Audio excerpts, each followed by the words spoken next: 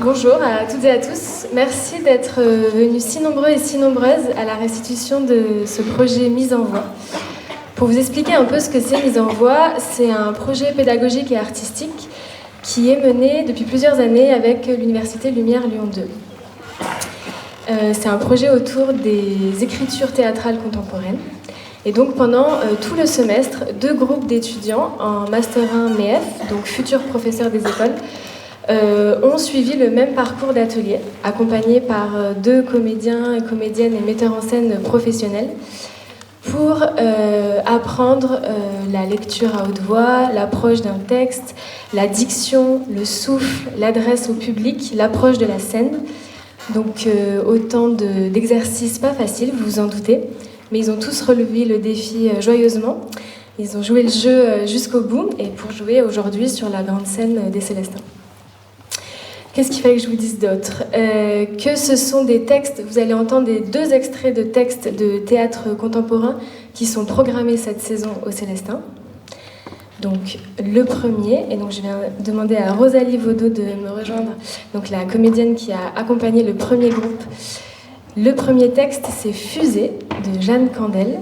Et Rosalie, si tu veux nous en dire un petit mot. Eh bien bonjour. Merci d'être venu ce samedi matin, début d'après-midi, au Théâtre des Célestins, dans cette très belle salle. Voilà, donc moi j'ai choisi le texte Fusée qui se joue la semaine prochaine, j'ai vérifié, dans la petite salle, hein, c'est ça, au Célestin ? Ah non, dans la grande salle. Bon, il y aura 2 versions de ce texte, du coup, en une semaine sur ce plateau.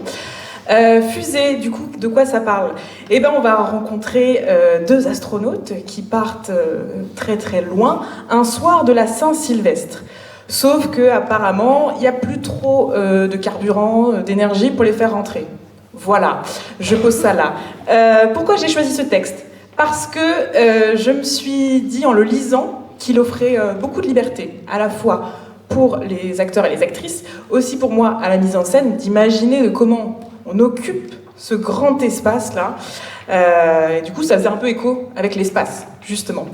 Et surtout, on est très contents, je parle aussi pour mon collègue, mais je suis particulièrement contente de cette année parce qu'on a eu 2 groupes très joyeux et qui n'ont pas eu peur de jouer la comédie vraiment. Et du coup, je suis hyper contente de ça.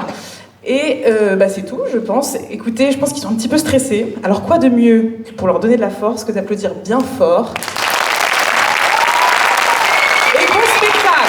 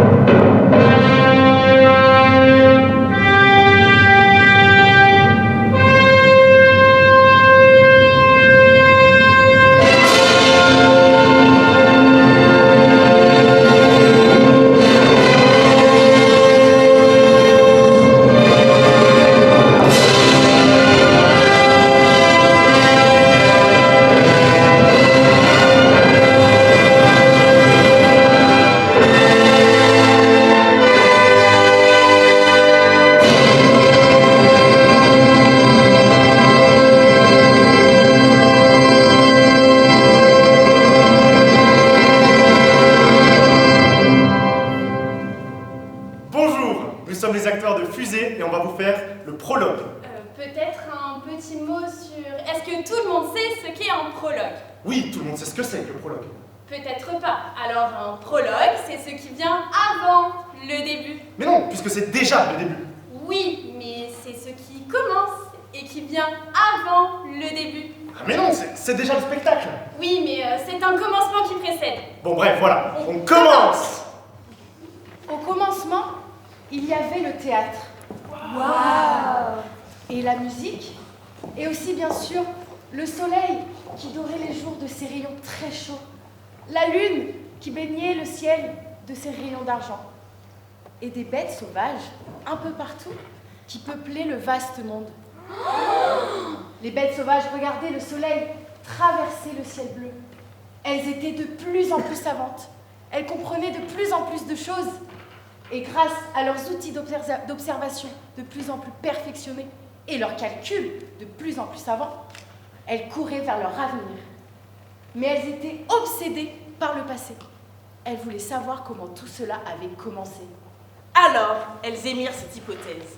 Au début, il n'y avait rien. Mais dans ce rien, il y avait tout. Et ce grand rien qui était tout était réuni en un point très chaud, qui n'était pas un point parce qu'il n'y avait rien, mais plutôt comme une grosse soupe brûlante. Et un jour, cette soupe de rien qui était tout explosa en un grand BANG! L'appela le Big Bang! C'est ainsi que le monde apparut. Mais rien ne pouvait rassasier la curiosité et le désir de conquête des bêtes sauvages. Alors, avec leurs calculs, leurs outils, elles inventèrent des machines, des véhicules, et toujours plus savantes, elles entreprirent des voyages toujours plus loin, des explorations. Et c'est ainsi qu'elles se lancèrent dans la conquête spatiale. Est-ce que vous êtes prêts? Non! Alors, elles décidèrent d'aller là où on ne peut pas voir, où on ne peut pas respirer, là où nous n'avons pas notre place. Elles se lancèrent dans l'espace. Est-ce que vous êtes prêts? Ouais! 4, 3, 2, 1.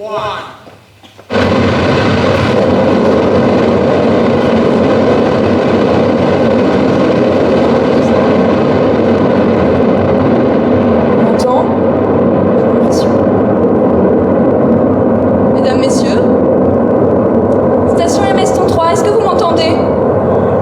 Vous m'entendez? Oui, on vous entend. 10, 9, 8, 7, 6, 5, 4, 3, 2, 1, bonne année! 3, 2, 1, bonne année! Bonne année à tous les deux. C'est vraiment un plaisir de pouvoir partager ce moment avec vous, qui êtes à des milliers de kilomètres au-dessus de nous en orbite dans la station Hermès 33. Oui, nous sommes très contents d'être avec vous ici ce soir. Alors, il y a beaucoup de monde réuni avec vous pour partager ce moment ce soir. Il y a évidemment toute l'équipe réunie au grand complet. Qui a fait le déplacement de fait? Anton, Sergio, Martha,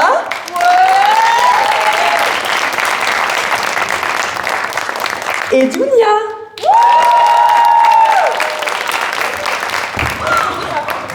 Bon, etc. Je ne vais pas citer tout le monde. Et il y a aussi toutes vos familles qui ont fait le déplacement. Et Kirill, quelle famille tentaculaire! Tentaculaire. Et il y a aussi une classe de collège qui a gagné un grand concours national et qui est venue accompagnée de sa professeure de sciences et vie et de la Terre. Bon. Boris, commandant, on passe peut-être aux questions? Oui. Ouh là là. Allez-y, allez-y. Bonsoir, je m'appelle Dimitri et j'ai une question, voilà. Bonne année, Dimitri. Je rêve vraiment beaucoup d'être cosmonaute comme vous, mais en fait je crois que je risque fort de redoubler ma 6e, alors je me demandais si du coup c'était foutu. Alors, pour ce qui est de redoubler, on va demander à Boris parce que redoubler... Ah non, je dirais que ça vaut mieux redoubler. Ok. Oui, s'il vous plaît. Oui. Ouh là là. Bonsoir, monsieur le cosmonaute. Bonsoir, moi je m'appelle Félix. Bonsoir. Bonne année, Félix. Alors voilà, je voulais savoir s'il était possible de faire le sexe dans l'espace et si pour le faire, il fallait s'attraper par les sexes, s'attacher à des Elle a sexes, dit et sexe. s'accrocher. Oui, alors, Félix, tu sais, nous on travaille beaucoup ici à la station et effectivement, dans le sommeil, la nuit, lit, on s'attache, parce que le sommeil, c'est très important pour nous. Tu peux distinguer juste derrière moi les petites niches, les couchettes, où nous dormons. On met des sangles, on met des sangles aussi pour ne pas endommager le matériel qui est très très fragile. Très fragile. Ouais, voilà. Et comment vous faites pour faire caca? Félix, ça suffit. Qui m'a envoyé? Bah, on pousse. Quelqu'un d'autre? Merci, oui. Bonjour, je m'appelle Julia, j'aime Bonjour. les chiens. J'ai 2 chiens qui s'appellent Louis et Araya. Et en fait, mon cousin il m'a dit qu'il y a un chien qui a été envoyé dans l'espace et qu'il a brûlé. Et moi je lui ai dit que c'était pas vrai. Et lui il m'a dit que si, qu'il l'avait vu dans Astrapi. Est-ce que c'est vrai? Non. Oui, oui. Je pense que tu fais référence à Laika, le premier être vivant qui a été envoyé dans l'espace en 1957. Eh oui, il faut s'imaginer, la petite Laïka qui trottine gentiment dans les rues de Moscou, qui n'a rien demandé à personne.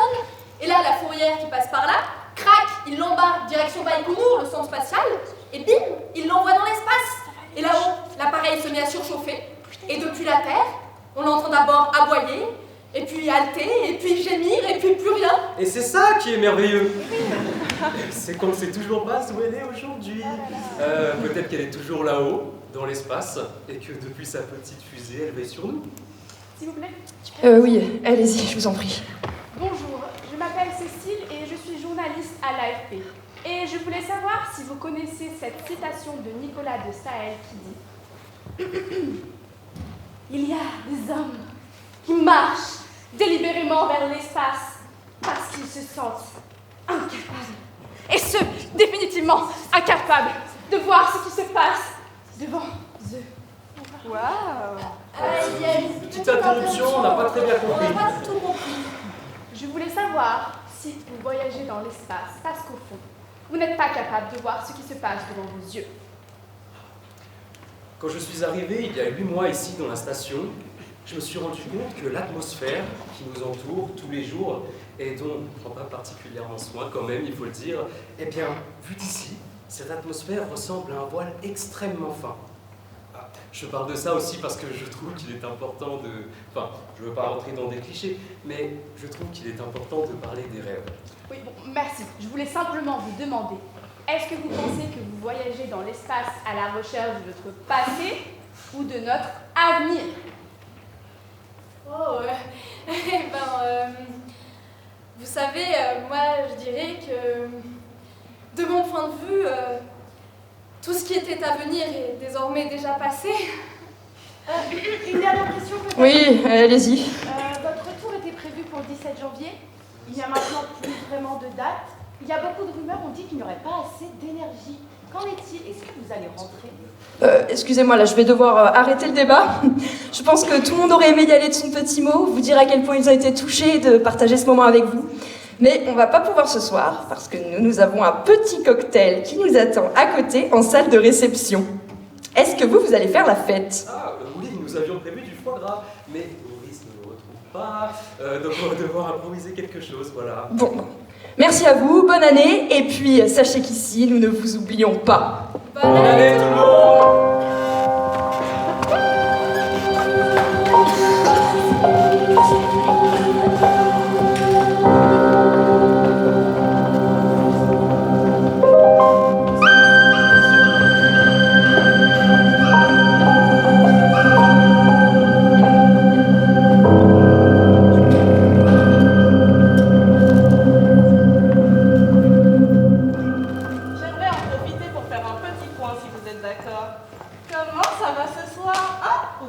Pas trop seul, pas d'idée noire, non?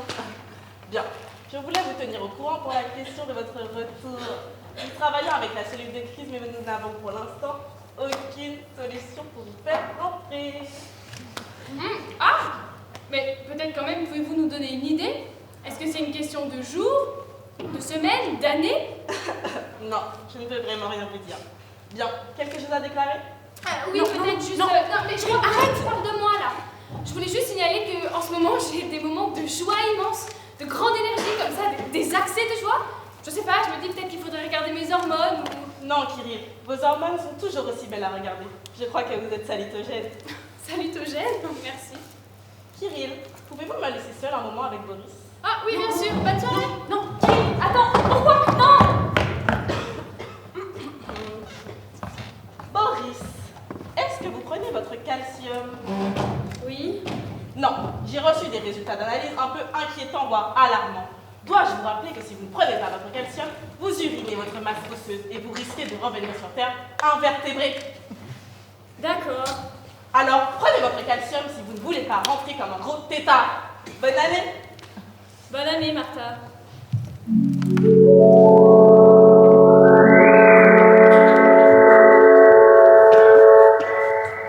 Je suis Viviane, je suis un ordinateur. Je suis l'ordinateur de bord de la mission Hermès 33. J'ai été programmée pour m'occuper de tout à bord de la station. Je suis reliée à Boris et Kirill par des capteurs. Je sais presque tous deux. Je suis un ordinateur extraordinairement perfectionné. Je suis une intelligence supérieure. Néanmoins, je prends beaucoup de plaisir à travailler avec Kirill. Et Boris? Viviane? Oui, Kirill? Combien d'énergie faudrait-il pour aller sur la planète Eris? La planète Eris est la dernière planète de notre système solaire. Elle se trouve à 10 milliards de kilomètres. Il faut donc 10 puissance 12 mégajoules. Viviane? Comment s'appellent les gros sangliers d'Afrique? Les potamochères. Mais non, ceux qui ont un très gros groin et sont tout emmêlés. Les ilochères. Ah, voilà.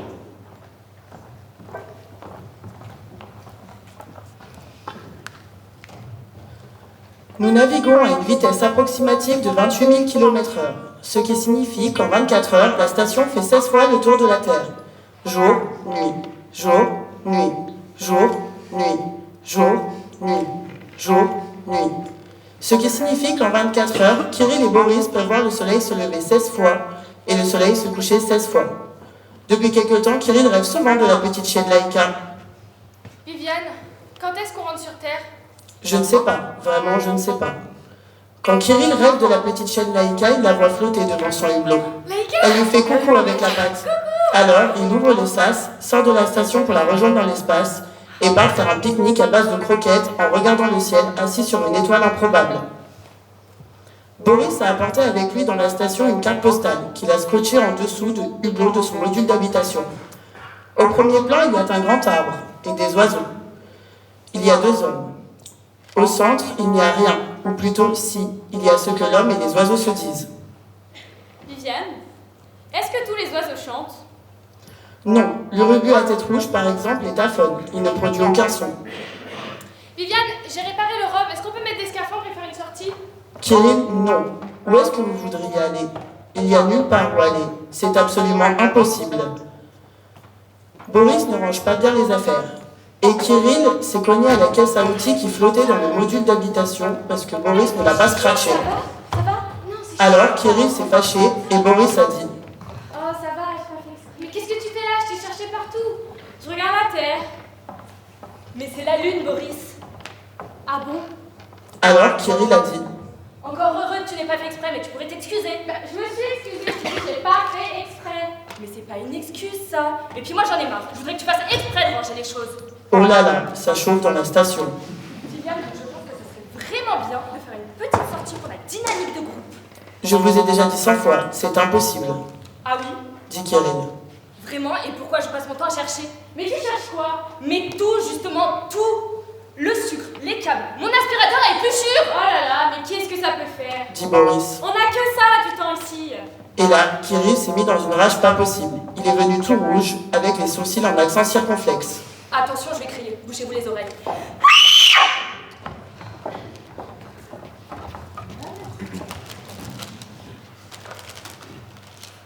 Kirill?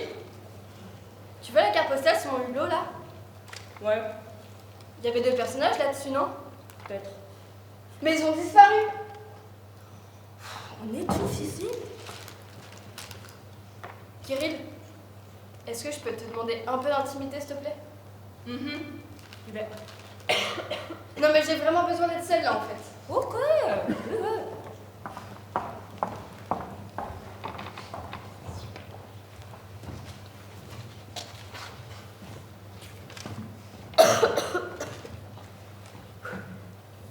Viviane, Viviane. Oui, Boris. Serait-il possible d'envoyer un message audio à destination de la Terre? Oui. Ce serait pour Cécile, vous savez, la journaliste de l'AFP qui nous a posé des questions à l'occasion de la nouvelle année. Ah, d'accord. Ok, ça enregistre là? Oui. Ok. Attendez, c'est pas clair. Pouvez-vous faire un bip quand l'enregistrement commence? Voulez-vous que je dise bip? Non, juste faites un bip. D'accord, mais ça enregistre là. Ok, alors stoppez l'enregistrement et commencez un nouvel. D'accord. Mip. Encore bip? D'accord. Bip. Mip. Bip. Non, attendez, vous faites combien de bip là? Un. Bip. Bon d'accord, stoppez l'enregistrement, on y va, allez. Mip. Bonjour Cécile, ici Boris Andrière. Je suis avec Kirill Sergeyev à bord d'Hermès 33. Je crois que je suis tombée amoureux de vous. Ok, stop Viviane. Oui, Boris? Stoppez l'enregistrement. D'accord. Nouvel enregistrement. D'accord. Vite parce que là, je suis en train de perdre courage. Mip.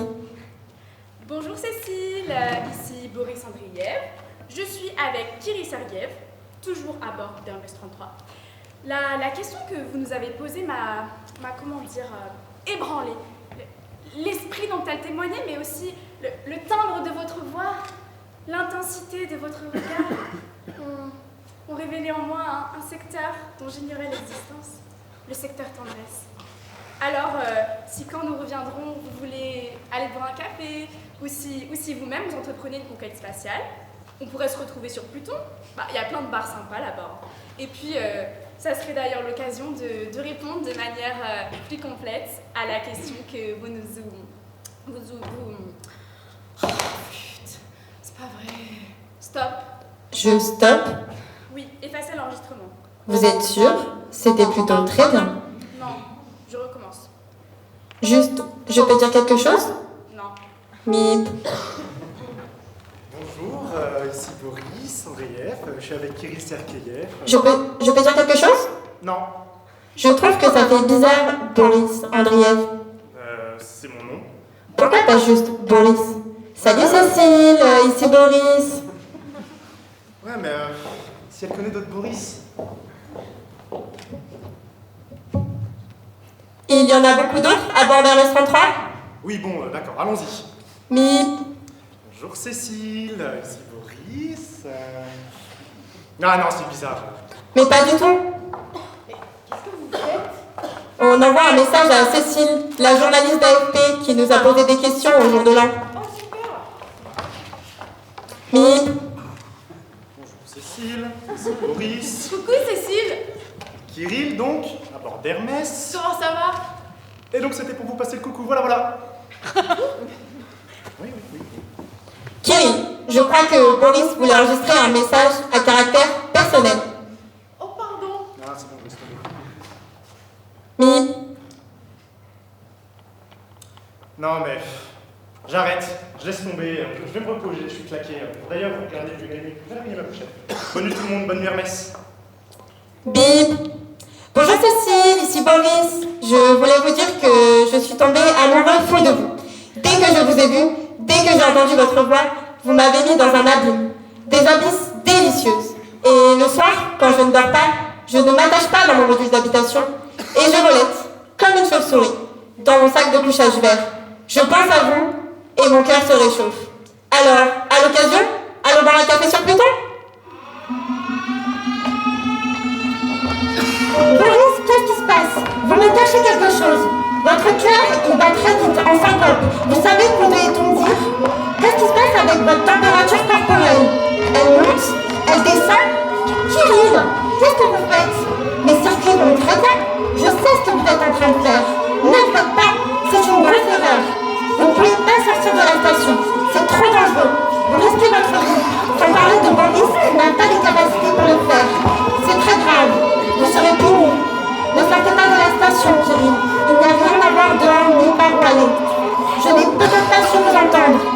Ne partez pas. Je vous en supplie, ne sortez pas. Boris, dites-lui que vous ne voulez pas.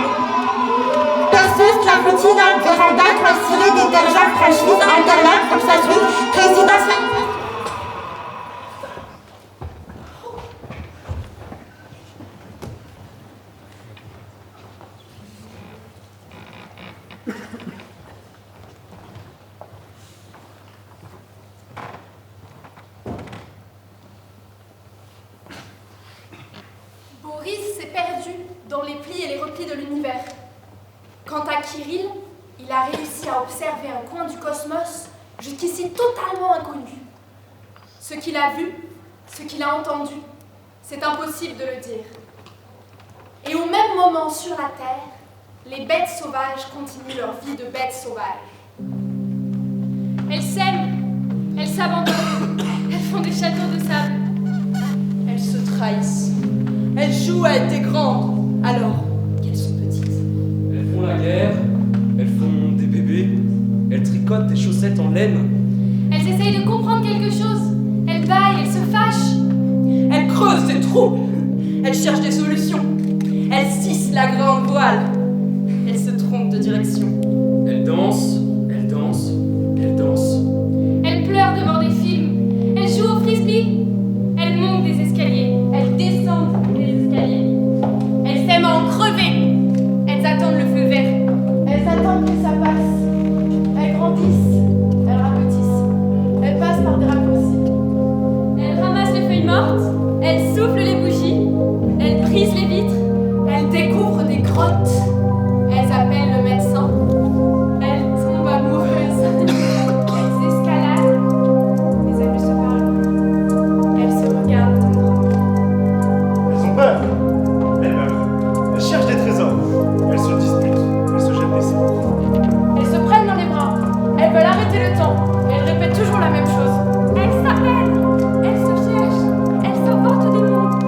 Elles se disent des secrets. Elles écrasent des moustiques. Elles échangent des messages. Elles échangent des monnaies. Elles se libèrent. Elles écrivent des livres magnifiques. Elles écrivent des livres abominables. Elles font sortir leurs monstres. Elles se lèchent les babines. Elles plongent dans l'eau glacée. Elles font des additions. Et elles construisent des avions. Elles se bouchent les oreilles, elles suivent une intuition. Elles sèment des graines. Elles mélangent des jeux de cartes. Elles s'évitent. Elles se rassemblent. Elles se préparent. Elles entrent. Elles racontent une histoire. Elles partent. Elles se réunissent. Et elles partent, elles partent, elles partent. Elles se réunissent. Tout le temps, encore. Et enfin, elles se réunissent.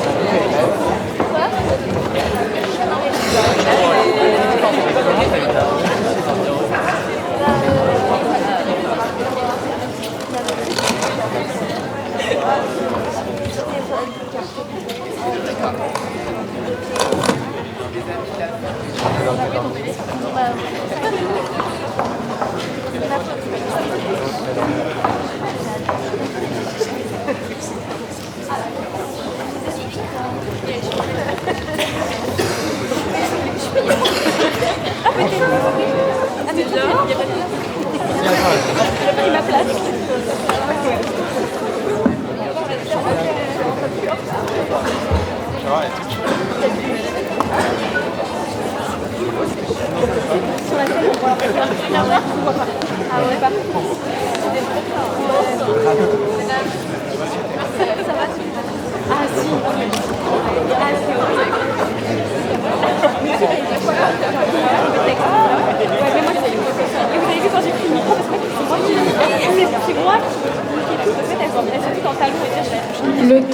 le deuxième groupe se prépare. Merci beaucoup au premier groupe, vous avez d'être ça. C'était super. Donc on va changer de registre. On va basculer dans un tout autre texte. Le texte s'appelle Que d'espoir. Il est écrit par Anouk Lévin et il va être mis en scène au Célestin au mois de mars par Valérie Lessort. Donc c'est une sorte de cabaret. Mais je vais inviter Léo Ballet à me rejoindre pour vous expliquer un peu ce qui va se passer.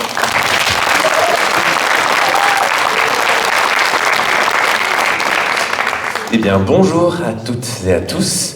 Donc, comme vient de le dire Juliette, c'est un cabaret, effectivement, et j'ai choisi ce texte-là pour deux raisons. Déjà, parce que, justement, c'est un cabaret, et donc c'est un défi en plus, car pour moi, le cabaret, c'est avant tout un art pluridisciplinaire. Donc là, en l'occurrence, on aura des chansons. Les chansons font partie du texte de base. Nous, on s'est focalisé sur une seule qu'on a déclinée en plusieurs parties différentes. Mais je voulais vraiment garder ce petit bonus-là d'avoir en plus le chant dans le cabaret. Sachant que le cabaret, c'est aussi une forme qui permet aussi beaucoup de choses, parce que le cabaret, c'est souvent une suite de numéros. Et donc là, par exemple, on a une suite de scènes entrecoupées par des chansons. Donc chaque scène est un univers différent, avec voilà, son langage différent, sa situation différente, et du coup, c'est à chaque fois un défi nouveau.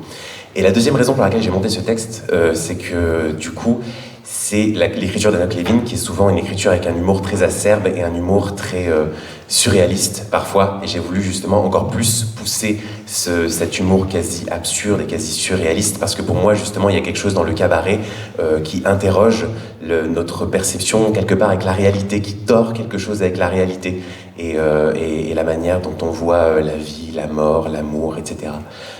Et du coup, c'est quelque chose qui me parle beaucoup en tant qu'artiste, et je voulais justement essayer avec eux de voir si ça leur parlait. Et effectivement, je suis très content de ce qu'on a pu créer ensemble. Donc voilà, je pense que j'ai fini de broder. Est-ce que vous êtes prêts en coulisses? Est-ce que tout est placé? C'est bon? Faites-moi un signe sonore. Oui, Claire, c'est bon. Eh bien, tout comme le premier groupe, je pense qu'on peut commencer par les applaudir pour leur donner toute notre énergie. Merci.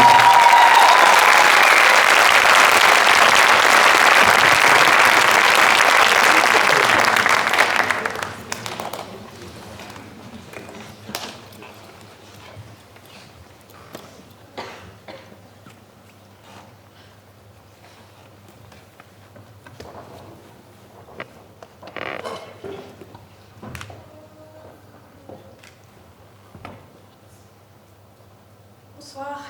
Bonsoir. Alors, comment ça va?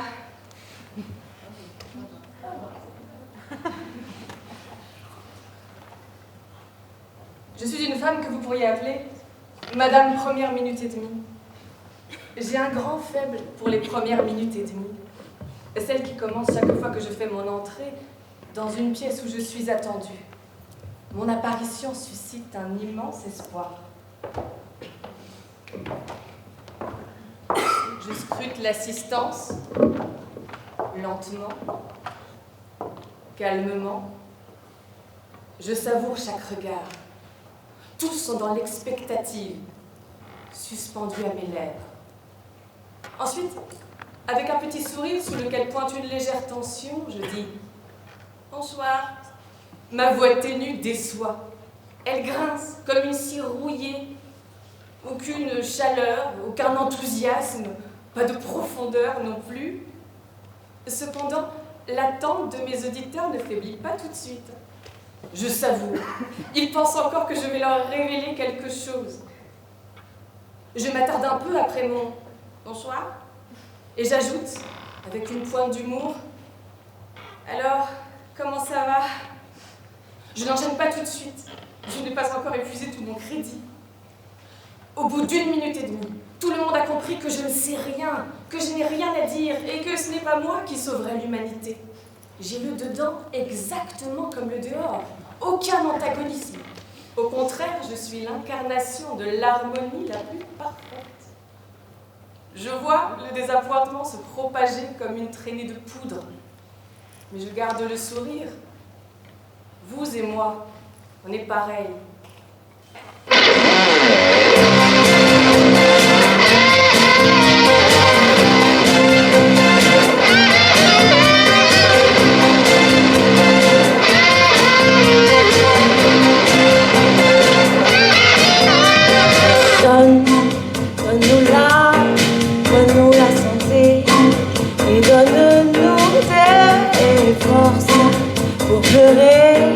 pleurer ce qu'on n'a pas, des forces pour entier, pour nous plaindre parfois à des gens en pour la peur et pour la solitude et un peu encore pour perdre certitude. Donne-nous la santé et donne-nous des forces. Donne-nous la santé et donne-nous des forces pour pleurer.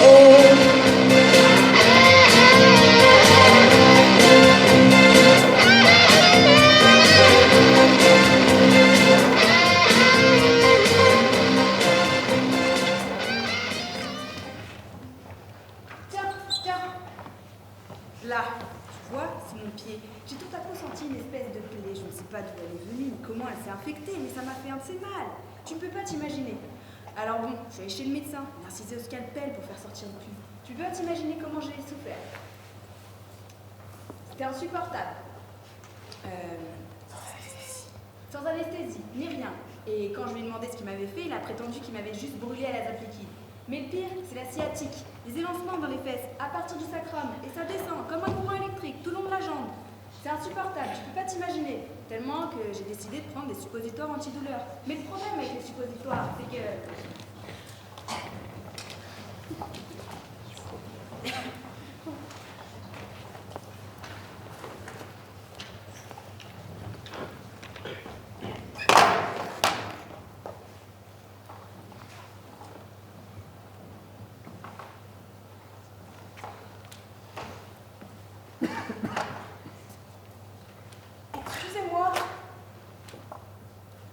Excusez-moi, madame la magicienne. Pourriez-vous m'excuser un instant, madame la magicienne? Ouais, c'est pourquoi? Au sujet de mon mari. Pardon? Mon mari. Vous l'avez scié en deux. Ouais, exact.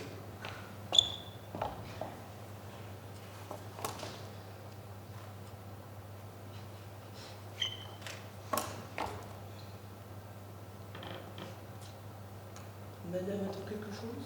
Bah, c'est qu'il est toujours coupé. Je voulais juste vous demander. Je ne prétends pas m'y connaître en magie, hein, mais quand avez-vous l'intention de le recoller? Mais je fais les tours, mon madame, je fais pas. Mon mari, vous l'avez coupé en deux, et madame doit le recoller, pardon, et le remettre comme il était avant. Vous vous souvenez, n'est-ce pas? Il s'est porté volontaire il y a 10 minutes pour vous le copier en deux, et vous l'avez coupé. Maintenant, on attend de voir le tour. Le tour? Mais je fais pas de tour, moi, madame, je fais de la magie. Bien sûr. Et mon mari? Quoi, votre mari? Il est coupé, comment voulez-vous qu'il vive en deux morceaux séparés? Pourquoi n'appelez-vous pas une ambulance? Si ce que vous me dites est vrai, il me semble qu'il a surtout besoin d'un médecin.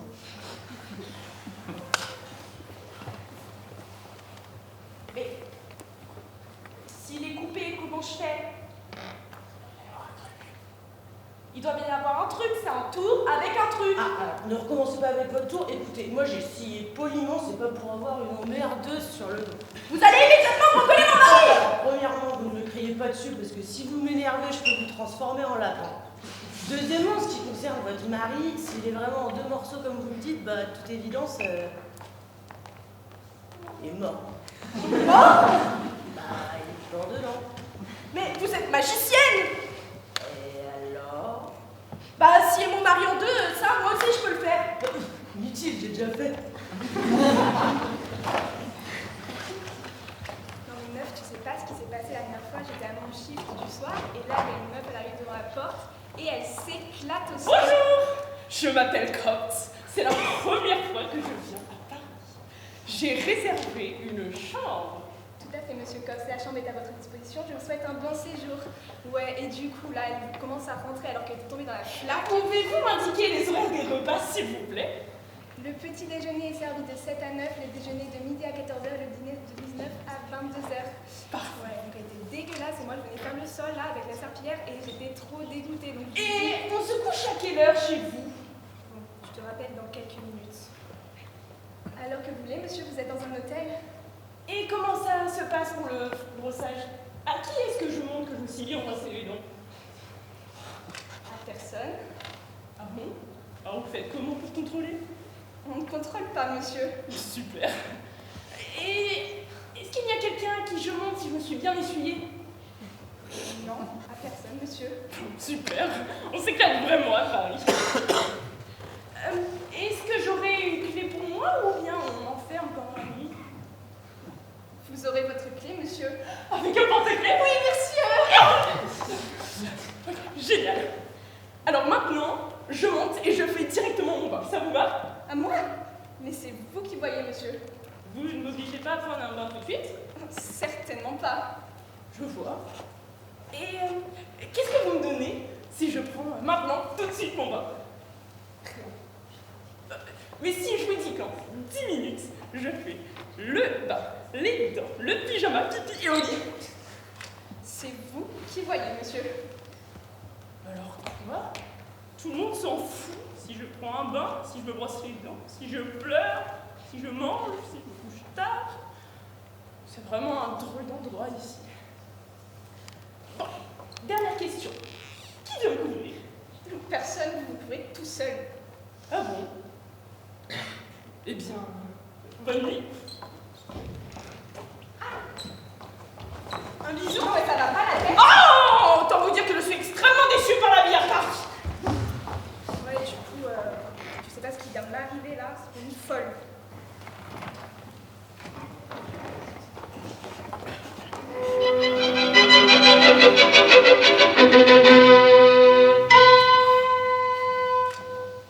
J'étais aux toilettes avant le début de la séance, mais j'ai encore envie de pisser. Je sais pas pourquoi en hiver c'est toujours... Si je loupe quelque chose, tu me raconteras?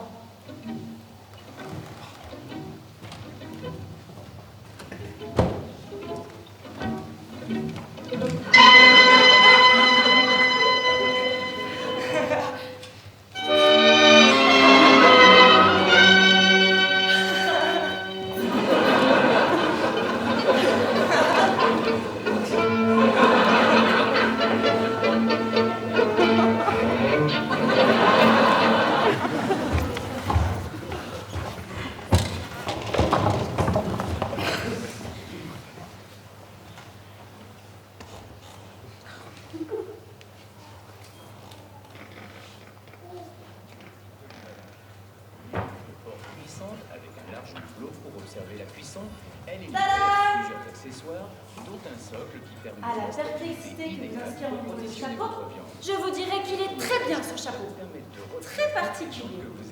Imaginez, vous sortez en hiver sous la pluie et dans le vent, votre tête est protégée par votre chapeau, et vos mains peuvent rester bien au chaud dans les poches de votre manteau. Dispensé de tenir un cabas. Tout à coup, au coin de la rue, pour retirer facilement les plats rôtis du four. Vous tombez sur 2 kilos de pommes en promotion que vous ne pouvez pas ne pas acheter. Les canards, les dindes, les épaules et les poissons pour le plaisir de tous. La graisse est en supposant soudain que le ciel s'éclaircisse et que la pluie s'arrête, eh bien... Avec un barbecue, mais sans les odeurs ni la fumée, les brochettes... Vous n'avez qu'à enlever votre chapeau plus exotiques, et vous avez un cabas pour mettre vos pommes dedans. Le panier métallique plat permet de cuire vos côtelettes, vos escalopes, vos saucisses... Ce qui fait que vous avez toujours ce dont vous avez besoin au moment où vous en avez besoin. Le panier rond, je vois. Les légumes, je dirais même que vous avez de la chance. Ce chapeau me semble vraiment être la solution à tous les problèmes. Facile à nettoyer. Dommage que je n'en ai pas un comme ça, moi.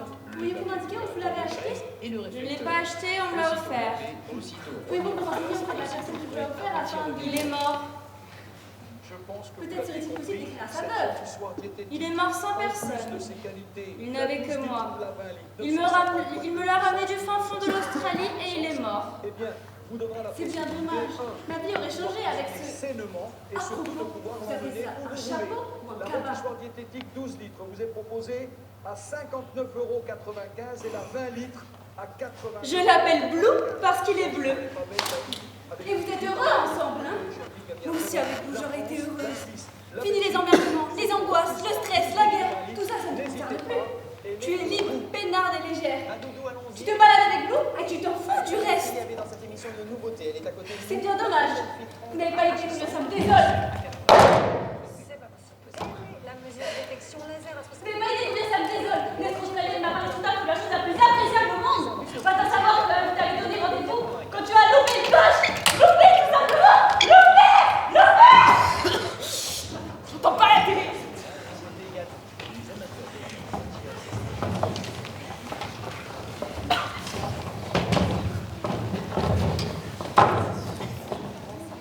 Super, mais on a de la chance que j'ai été là parce que les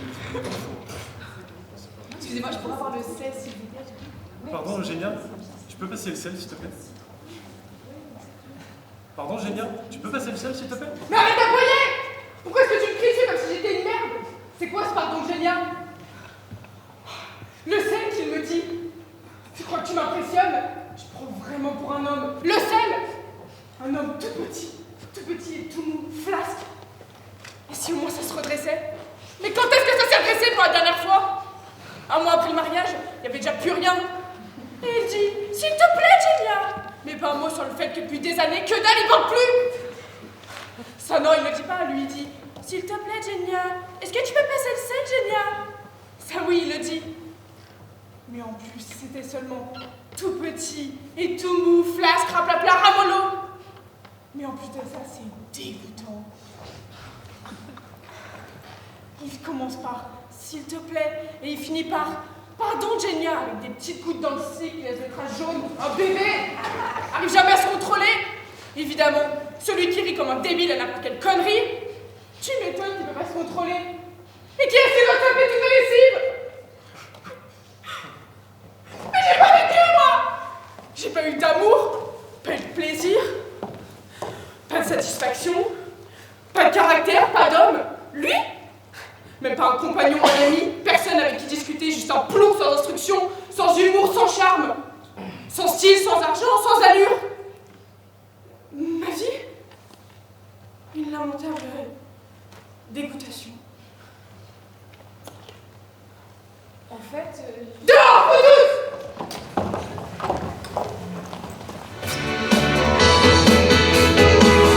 Donnez-nous la santé, gardons la forme pour bien attraper mal, la forme pour souffrir jusqu'à un dernier râle, jusqu'à un dernier râle. Donnez-nous la santé, car il nous faut la forme pour comprendre bien que nous avons vécu et nous mourrons pour rien, et nous mourrons pour rien. Donne-nous la santé, car il nous faut la forme pour comprendre bien que nous avons vécu et nous mourrons pour rien, et nous mourrons pour rien.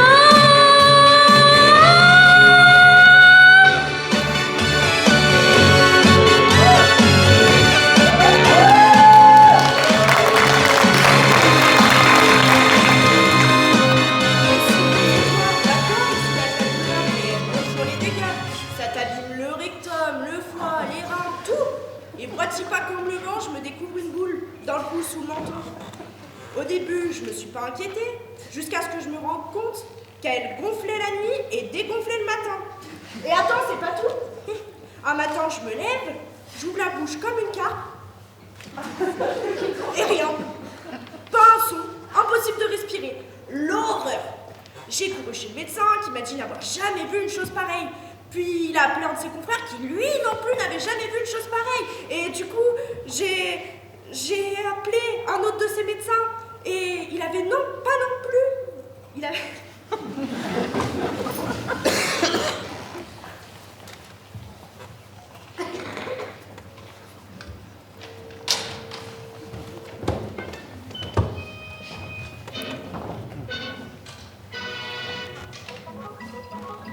Ah, j'ai pas pissé. Alors, j'ai loupé quoi? Une scène géniale. Le héros s'est enfui en moto, après en voiture, après en bateau, à dos d'éléphant, en train, en avion, et il est quand même arrivé à temps pour le mariage. C'était drôle, mais drôle. Effectivement, j'ai lu dans une critique que c'était la meilleure scène du film. Pourquoi est-ce que j'étais pissé à ce moment-là, juste à ce moment-là? Tu as raison, et je dois t'avouer quelque chose. Pendant que tu étais aux toilettes, j'ai rencontré quelqu'un. Les coups de foudre. Vous ne vous connaissez pas? Je m'appelle Constantine. Elle s'appelle Constantine, et nous avons décidé de construire notre vie ensemble. Quoi? Tout ça pendant les 2 minutes où je suis allé aux toilettes? Oui, je l'aime, elle-même, nous avons beaucoup de points communs. Par exemple, elle s'intéresse au théâtre de marionnettes. Elle a même écrit son doctorat là-dessus. J'adore discuter avec elle, c'est quelqu'un de très intéressant. Certes. Je comprends pas, vraiment pas. Je suis sorti un instant pour aller pisser et... Ben oui, j'espère sincèrement qu'on va rester bons amis. Je te souhaite de réussir et d'être heureux. Et aussi de guérir de la prostate, de la vessie et des reins. Je suis sorti un instant pour aller... À propos, tu te souviens de cette fille dont tu étais follement amoureux et qui ne t'a jamais remarqué? Eh bien, figure-toi, elle vient de passer. Et elle est où? Elle est partie juste au moment où tu revenais. Juste au moment où je revenais.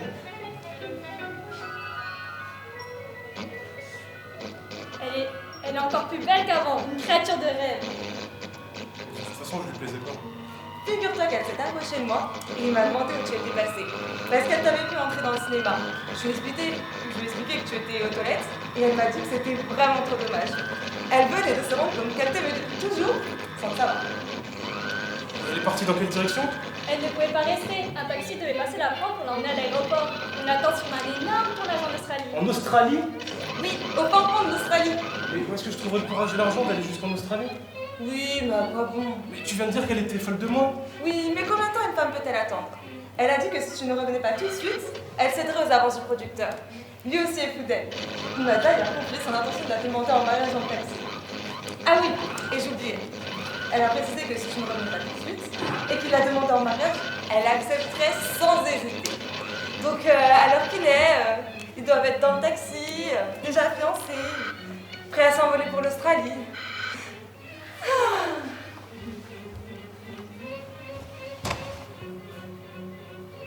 Et quelqu'un d'autre est passé? Personne. Depuis que tu es revenu, c'est le calme plat.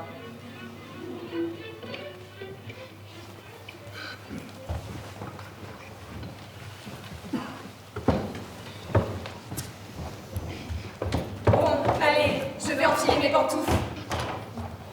Un nœud. Quelle chance. Je sentais l'angoisse de vieillir et de mourir quand tout à coup, petit Messie, voilà que surgit un nœud. Monsieur le nœud, puissiez-vous durer l'éternité et moi avec. J'ai été trop lente en défaisant le nœud. L'angoisse de vieillir et mourir en a profité pour m'assaillir. Voilà, ça y est, plus de nœud. Maintenant, je dois agir vite. Veillez à ne laisser aucune brèche entre deux actions pour barrer la route à... Vous savez quoi? Enlever mes chaussures à toute vitesse, courir pour les mettre dans le couloir, revenir ici en courant pour enlever mes chaussettes et foncer les mettre dans mes chaussures, puis changer d'avis. Revenir ici, puis ça, poser mes chaussettes, courir chercher mes chaussures, puis les poser à côté de mes chaussettes. Rechanger d'avis, retourner ensuite dans le couloir, poser mes chaussures avec mes chaussettes dedans. Enfiler mes chaussures sans mes chaussettes, pour ne pas marcher pieds nus dans le pipi autour de la cuvette. La diarrhée est passée. L'angoisse de V et M s'approchent sur la droite. Enlever mon chemisier et courir sous la douche. Hop! Voilà la diarrhée qui revient. Plus pressante, remettre mon J'ai l'impression que c'est un peu sorti dans ma culotte. Me déshabiller, courir laver ma culotte. D'abord, courir aux toilettes pour en terminer avec la diarrhée. Non, d'abord courir dans la salle de bain et faire tremper ma culotte. Ça y est, l'angoisse va me sauter dessus. Je peux gagner encore quelques instants en racontant n'importe quoi. La douche bouche. Et j'ajoute sans perdre une seconde, la mouche louche. Je répète, la mouche louche.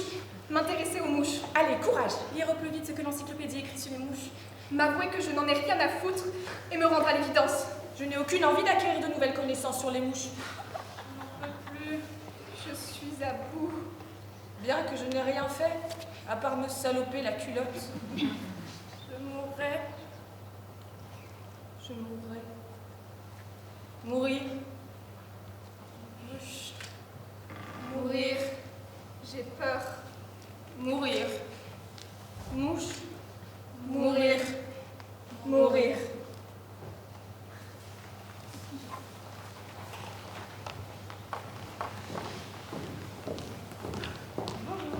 Un hot dog, s'il vous plaît. Tout petit, avec une saucisse bien chaude. Et un petit pain mollet. Ce que je voudrais, c'est qu'elle soit très grande, cette saucisse. Et j'aurais été ravie que le pain le soit aussi. Et j'aurais aimé vous demander que ça ne me coûte pas trop cher. Pas cher du tout. À dire vrai, ça m'aurait fait très plaisir que vous me fassiez cadeau de cette saucisse. Et ce que je voudrais, c'est qu'elle soit interminable, énorme la saucisse. Et que vous me fassiez cadeau. Et aussi que vous m'obligiez à la manger, comme un papa qui s'occupe bien de son enfant. Ce que je voudrais, c'est que vous soyez mon papa. Mais seulement ce qui concerne la saucisse. Pour le reste, que vous soyez un homme totalement inconnu, mais extrêmement gentil. Et que vous ayez une quarantaine d'années en moins, et que vous soyez très beau. Et lui, seulement le bas. Et qu'après m'avoir fait cadeau de cette saucisse interminable, vous couchiez avec moi, sur un petit canapé moelleux qui serait là, juste derrière le comptoir.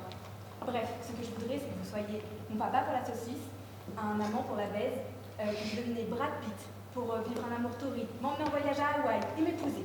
Comme vous le voyez, je place en vous de grands, d'immenses espoirs. Tant que vous ne tendez pas le hot dog, tout est encore possible, tout est encore permis.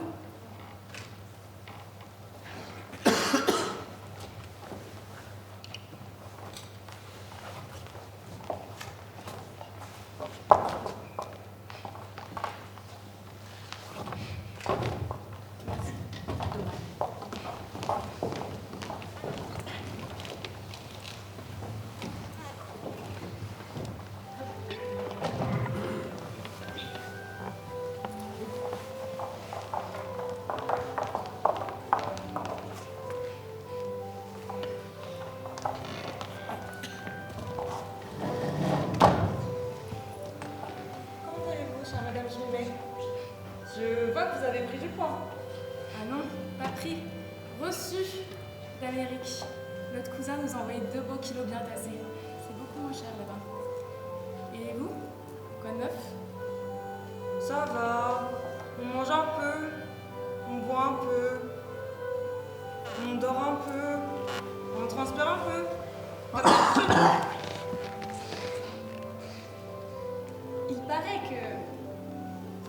Il paraît que Madame Fuchs a marié sa fille. Oui, la semaine dernière. Enfin, mariée. Quoi? Non, rien. Je suis vivre heureux jusqu'à la fin des temps. Vous avez dit mariée avec un drôle d'air, comme s'il y avait un problème. Moi? Mais pas du tout. Je suis vivre heureux jusqu'à la fin des temps. Ma chère Madame Stepouze, vous me cachez quelque chose. Moi? Certainement pas. Il n'y a rien à cacher. Puisse-t-il vivre heureux jusqu'à la fin des temps? Vous savez que rien ne nous échappe. Nous captons tout. Dieu merci. Alors, dites-nous quel est le problème avec ce mariage. Qu'est-ce qui cloche? Mais rien. C'était parfait. Vous pourriez nous le raconter. Chère Madame Stepouze, dites-le nous. Allez. Dites-le nous. Allez. Dites-le nous. Allez, s'il vous plaît. Il faut absolument que nous sachions. Il faut absolument. Avez-vous l'intention de rester comme ça toute la nuit à répéter votre dites-le-moi, dites-le-moi, dites-le-moi? Franchement, nous faire ça, à nous, vos meilleurs amis, nous qui croyons que nous étions des sœurs, vous et nous, cul et chemise, je te pousse et je m'y mets. Être les meilleurs amis du monde n'a jamais empêché personne de rester à sa place. Et qu'entendez-vous par rester à sa place? Ceci, l'une sait ce qui cloche avec le mariage des Fuchs, et l'autre ne sait pas ce qui cloche avec le mariage des Fuchs. Cela signifie que l'une sait ce qui cloche avec le mariage des Fuchs, et l'autre ne le sait pas. La confusion en est que l'une sait ce qui cloche avec le mariage des Fuchs, et l'autre non. Bref, chère Madame Jumet, inutile de continuer à parler davantage. Moi, je sais ce qui cloche avec le mariage des Fuchs, et vous non. En d'autres termes, vous n'êtes pas moi. Et maintenant, ce n'est pas trop demandé. Pourriez-vous me faire deux petits sauts d'avant? Pardon? Je n'ai pas l'habitude de me répéter. Enfin, ma chère Madame Stepouze. Il n'y a pas de je te pousse qui tienne. Vous avez entendu ce que je viens de dire. Et si je... Vous nous le raconterez? Vous nous le raconterez? Si je saute, vous nous le raconterez? Oui ou non?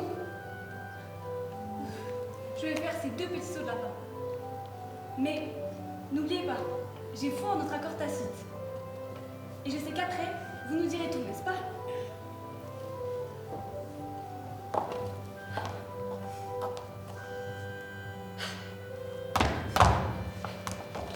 J'ai sauté! Maintenant, je vous écoute. J'ai sauté, très cher.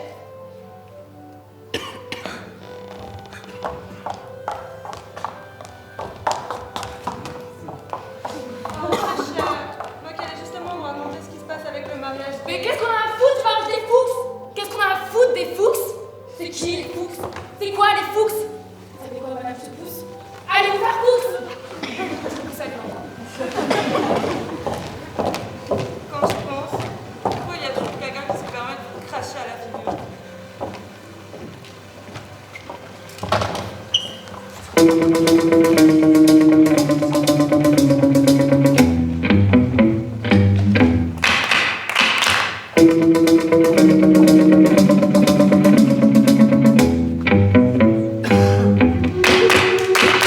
Nous des yeux perçants pour voir l'obscurité. Nous des dents robustes pour qu'elle puisse tomber. Donne-nous une gorge claire pour crier de douleur. Donne-nous la santé car il nous faut la force pour comprendre bien que nous avons vécu et nous mourrons pour rien, nous mourrons pour rien. Donne-nous la santé.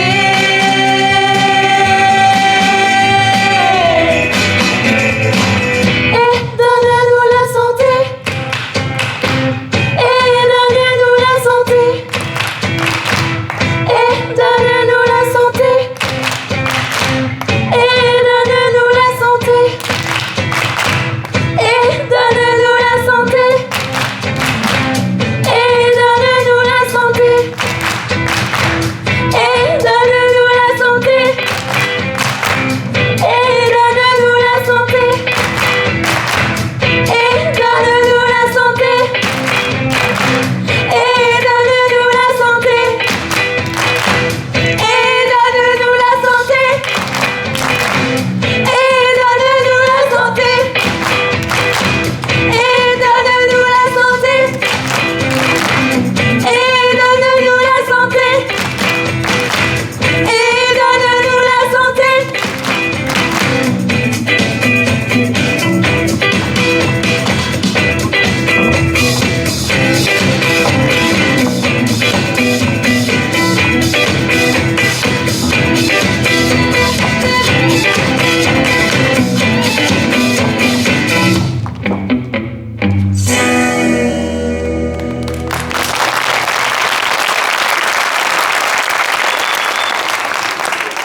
Moi, j'ai téléphoné au médecin qui avait examiné ma poule et justement, ça lui a fait tilt. Quand je lui ai demandé pourquoi les autres docteurs avaient l'air de tomber des nues, il m'a simplement répondu que ses confrères ne faisaient pas assez de rue professionnelle.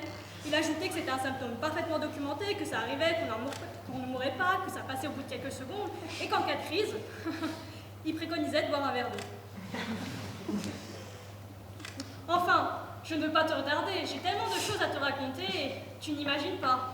On continuera la prochaine fois. Pourquoi est-ce que je vis? Ça, je me demande.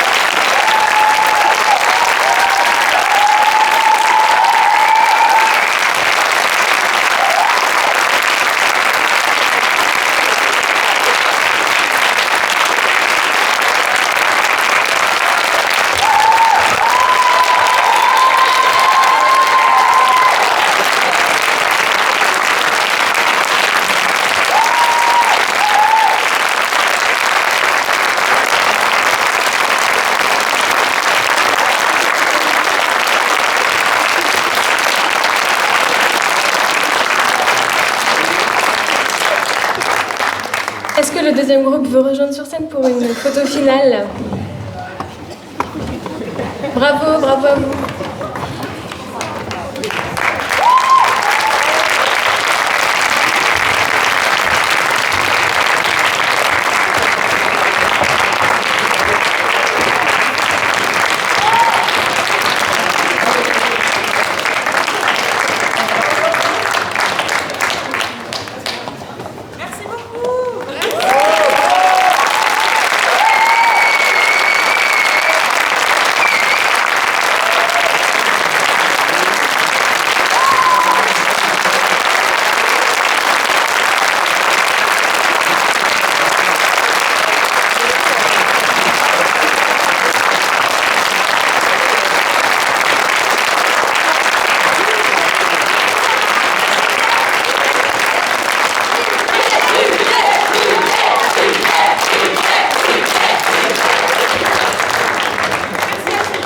peut applaudir s'il vous plaît Juliette Mahut des Célestins, qui a chapeauté toute cette option pendant tout un semestre. Merci à elle. On peut également garder nos applaudissements pour Anthony et Louis-Antoine, c'est ça? Louis-Antoine qui était à la régie. Et Fabien, exactement. Fabien aussi. On peut les applaudir, merci beaucoup. Et à tout le tas des Célestins en général. Voilà. Juste à l'université, aux profs qui chapeautent ça et qui mettent ça en avant. Merci beaucoup pour les élèves, pour nous. Voilà, merci à tout le monde.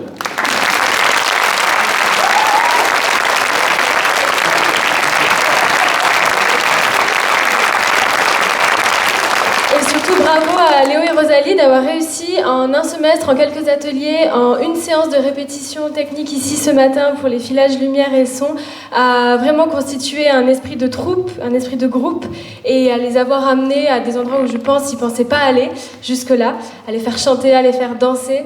Donc vraiment bravo à eux. Et pour continuer un peu l'après-midi, on vous invite toutes et tous à un pot qui se trouve au foyer du public. Donc il suffit de monter d'un étage et on vous attend toutes et tous là-bas. Voilà, merci encore.